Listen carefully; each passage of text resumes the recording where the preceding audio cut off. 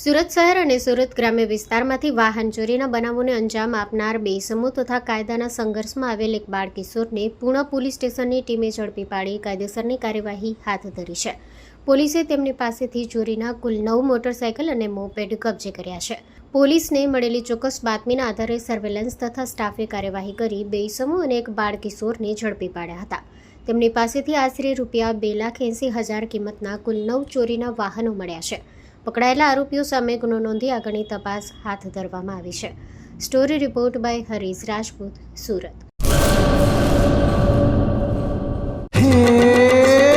સોનાનો સૂરજ ઉગ્યો રે ખેતરમાં, સાગર લક્ષ્મી બાજરી બિયારણ, લાંબા ડુંડામાં દાણા ભરપૂર, ખેડૂતને આપે ઉપજ ભરપૂર. સાગર લક્ષ્મી બાજરી બિયારણ.